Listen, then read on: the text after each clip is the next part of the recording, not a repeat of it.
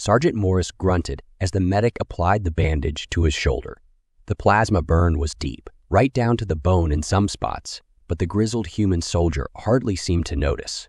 He kept scanning the smoke-filled battlefield, rifle ready in his good hand.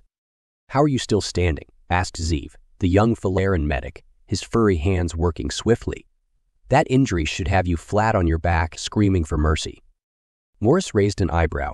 "It ain't so bad, Doc. Had worse back on Mesa 12.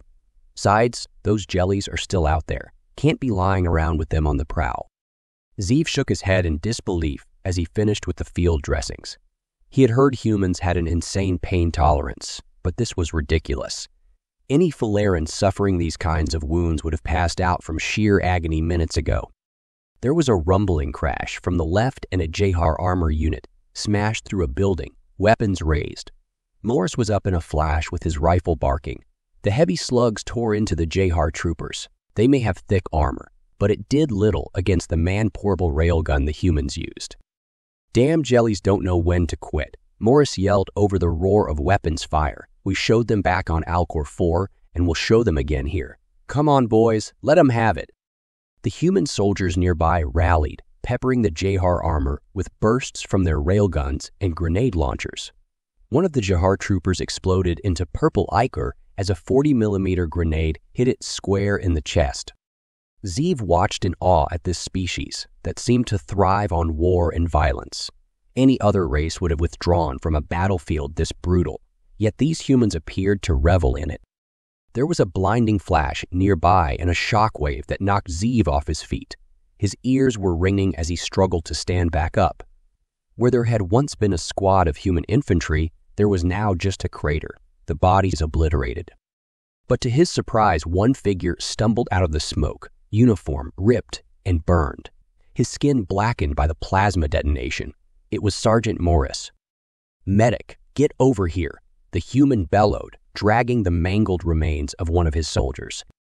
Zeev rushed over, medkit clutched in one hand, plasma pistol in the other. If any jar appeared, he would at least try to defend his patient. Not that he expected to do much good against their thick armor. "Do what you can for Private Dillon," Morris said, gently laying the young human on the rubble. Poor bastard caught the brunt of it. Zeev scanned Dillon with his medical sensors. His prognosis scanner flashed red. There was practically nothing left inside the man's rib cage, except charred flesh and bone fragments. Blood bubbled out of his mouth with each labored breath. "I don't think there's anything I can." Zeev stopped as the human fixed him with an intense stare. "You do everything you can," Morris said. "You understand me. That is an order." Zeev gulped and got to work, trying to patch the ripped arteries and stabilize the human's life signs. But with so much internal damage, he knew any Falaran would have already perished from shock. How Dillon still clung to life was beyond Zeev's understanding of physiology. The man's breaths came slower and slower until finally the scanner showed no heartbeat. Dillon was gone. Zeev stood back, shaking his head sadly. "I'm sorry, Sergeant. He's passed." Morris knelt down beside Dillon, closing the dead man's eyes with his hand. He bowed his head for a brief moment before rising back up, face like stone. "Right, these jellies ain't getting away with this. On me, boys," he yelled to the platoon. "We got us a nest of these bastards that needs clearing." With blood dripping from his untreated plasma wounds, Morris led the charge towards the Jehar lines.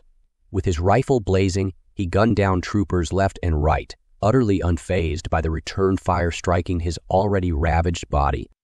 Zeev watched the rampaging soldier, dumbfounded.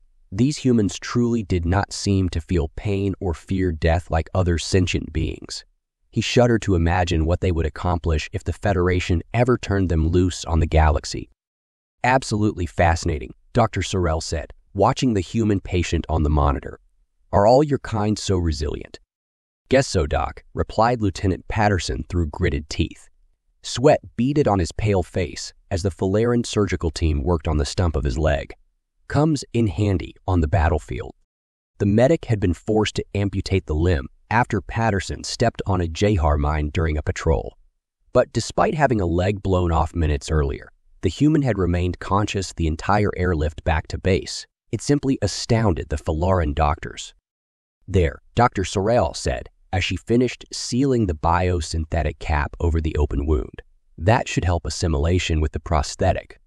I must say, Lieutenant, in all my years as a trauma surgeon, I have never seen anyone endure this level of injury while awake. Patterson managed a weak chuckle. Is that a compliment, Doc? 'Cause I'll take anything to get my mind off that you were just elbow-deep rummaging around inside of me. The medical team helped shift Patterson to a recovery bed. Vital scans showed he was already stabilizing despite the massive trauma. By contrast, Dr. Sorrell knew any Fularian would likely have died from shock on the operating table, even with prompt emergency care. She checked the various monitors tracking the human's condition, utterly fascinated by Patterson's physiology. Your endocrine system seems to be flooded with a cascade of hormones, she noted, examining the scanner.